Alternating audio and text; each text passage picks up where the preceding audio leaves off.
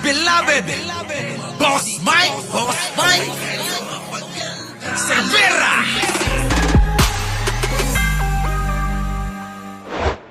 Kung sakaling bibigyan ng pagkakataon, ay tutulong, magiging katuwang ng Pangulong Marcos Yan. sa pagtataguyod upang maging maganda ang Yan. kinabukasan ng ating bansa at Yan. kinabukasan ng susunod na lahi ng Pilipino. At Yon. ang pangatlo at pinakaprominenteng Ilocano sa Malacanang, ang matapat. Matapat sa tungkulin, Yon. matapat sa bayan, matapat sa bansang Pilipinas. Kita Si nyo? Pangulong Bongbong Marcos. Kita Maraming nyo? maraming salamat po at magandang araw sa nila. Ay, nako! Yari ka, Pinglakso, yayariin ka ng mga DDS dyan. Ay, narinig ninyo? Abay, grabe, pinuri. Pinuri ni Pinglakson. Ito yung dating PNP chief na naging senador. Kita nyo, mga kababayan? Tignan nyo yung pagsasalita nito at pagsasalita ni Bato.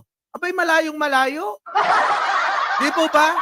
Parehas naging PNP chief. Pero yung utak kay layo. Grabe, mga kababayan. Di ba? Hoy, sa mga natawa dyan, huwag kayong mag-alala. Patay ko na damay, ha? Ha? Ibang-iba, mga kababayan. Oh, eto na. Ulitin ko lang. Pasok. Ako po, kung sakaling bibigyan ng pagkakataon, ay tutulong, magiging katuwang ng Pangulong Marcos sa pagtataguyod upang maging maganda ang kinabukasan ng ating bansa at Kita nyo? Ganun dapat tumulong kay Pangulong Bongbong. Ay, isipin nyo yan. Kung itong sila Bato, grupo neto, sila Digong, sila Bongo, at iba pa, kontra ng kontra sa gobyerno. Ang ihalal po natin yung makakatulong kay Pangulong Bongbong. Tandaan nyo yan. Baka naman, ano? Boto nyo na yan. Oh. Tuloy. kinabukasan ng susunod na lahi ng Pilipino. Kita nyo? Iniisip yung susunod na lahi ng mga Pilipino, yung bang susunod na henerasyon. Sabi ni Lynn Mariano, si Bato taga-delivery. Ha? Di ba? Ito ho, ganyan ho yung mga magagandang salita na dapat, mga kababayan, ay lumalabas sa bunganga ng mga nanliligaw sa mga Pilipino. Kasi ba ito, mga kababayan, gusto patayan agad eh. Hindi naman kailangan yung kasi bato, sinabi ko nga eh. 'Di ba? Kailangan lang namin yung pananaw ninyo, kailangan lang namin yung inyong opinyon na sa pananaw at opinyon, abay pinagtatanggol nyo yung ating teritoryo. Sapat na yun eh. Pero eto, mga kababayan, si Pinglakson, ang kanyang hangarin, pag nahalal, makatulong kay Pangulong Bongbong Marcos para anihin ng susunod na henerasyon kung ano yung kanilang gagawin sa bansang ito. Di ba mga kababayan? Oh, bakit? Bakit sinusuportahan? May matinding dahilan. Sino po? Si Pinglakson. Pakinggan ninyo kung anong dahilan niya.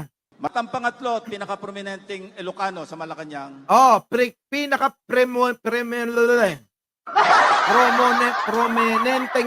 prominenteng tao sa Malacanang, walang iba. Sino yon? Pangulong Bongbong Marcos. ang matapat. Matapat sa tungkulin, Yan ang dahilan niya. Matapat. Matapat sa tungkulin ng Pangulong Bongbong Marcos. Ayon mismo kay Pinglakson. Kita nyo? matapat sa bayan, Matapat sa bayan. Totoo yan. Kaya nga ako nagtataka, mga kababayan eh. Kung bakit may mga tao na sinisiraan si Pangulong Bongbong sa kabila ng nakikita natin na kanyang katapatan. Ha? Sa dami ng proyektong pinapagawa niyan.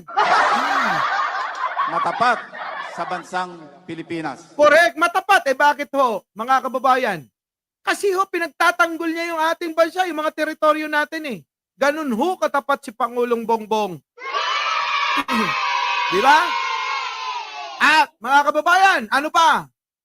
Si Pangulong Bongbong Marcos. Maraming salamat po. Kita nyo? Sabi rito, Si Pangulong Bongbong Marcos. Oo. Malacanang, ang matapat ang kinabukasan ng ating bansa at kinabukasan ng susunod na lahi ng Pilipino. Matang pangatlo at pinakaprominenteng Ilocano sa Malacanang, ang matapat. Matapat sa tungkulin, matapat sa bayan, matapat sa bansang Pilipinas. si Pangulong Bongbong Marcos. Maraming salamat po. Kita nyo? Galing mismo sa isang dating senador. Galing mismo sa isang dating PNP chief. Galing mismo sa dating isang alagad ng batas. Kaya ho, mga kababayan, alam nyo? Nako, mga kababayan. Ha? Wala na ho kayong ano? Anong nangyari? Wala nang... Gusto mag-iisip pa ba kayo? Pinglakson na hoy. Di mo ba mga kababayan? Ganyan ho. Hindi ho tulad nere. Ito oh, tignan nyo magsalita ito. Oh. Pangkain ko kayo. Ha? Willing ako magpapakamatay dyan sa West Philippines eh. Kung sabihin nila na pro-China ako. Willing ako magpagira dyan sa West Philippines eh. Kita Ha? nyo? Sabihin nyo, pro-China? Hinahamon ko lang nga sila. Kung gusto nila, bigyan ko sila ng baril at bala. Takin. Oh, bangag ka raw. Sabi rito, oh, bangag ka daw. Anak na pating bangag ka pala eh. Oh, sa bagay, kung ganitong pagsasalita, mukhang bangag talaga, ano? Oh. Pangkain ko kayo. Ha? Willing ako magpapakamatay dyan sa West Philippines eh. Oh, kita nyo? Magpapakamatay na nga eh. Tatawagin nyo pang bangag. Ang pating kayo, oh. Oh, tuloy. Sabihin nila na pro-China ako. Oo nga, pro-China ka nga. Uy, malayong-malayo kay Ping Lacson, mga kababayan. Ha? Malayong malayo!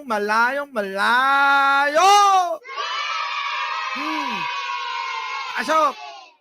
Alam ninyo, Bongbong Marcos bangag noon. Ngayong presidente na, bangag natin ang presidente. Hindi totoo yan. May drug addict tayo na presidente. Sinungaling mo, dong. Kaya ka na parang natutunaw na ako dito sa kuwan ko. Put inang yan. Ito ba yung sinabi mo kanina? Wala akong sinabi na ganun. Ayun lang yan! Dinideny mo! Even if you kill me 1,000 times,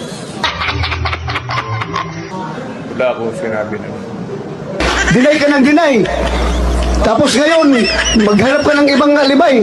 Pero kung sabihin mo, adik, wala akong sinabi na ganun. Patayin ako ni Marcos niyan. Akala mo bang hindi ko kayang gawin sa'yo yan? Gagawin ko sa'yo yan. Awa ka naman sa akin. Matanda na ako. Putang ina mo. Ayan na, dyan na nagtatapos ang kwento ni Bato. Eto na mga kababayan. Punta na naman natin to. Etong mga, naku, ewan ko ba rito sa mga ito. Tignan nyo yung mga itsura na ito, mga kababayan ko, Ito ho, yung mga taga-kampanya ni Kibuloy.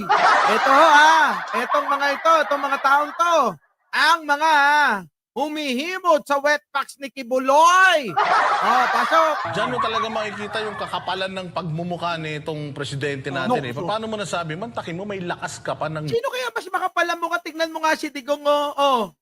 Alam ninyo, Bongbong Marcos bangag noon. Ngayong presidente na, bangag natin ang presidente. Hindi totoo yan. May drug addict tayo na presidente. Sinungaling mo, dong. Kaya ka na parang natutunaw na ako dito sa kuwan ko. Put inang yan. Ito ba yung sinabi mo kanina? Wala akong sinabi na ganun. Ayun lang yan! Dinideny mo! Even if you kill me 1,000 times, wala akong sinabi na ganun. Deny ka ng deny! Tapos ngayon, maghanap ka ng ibang alibay.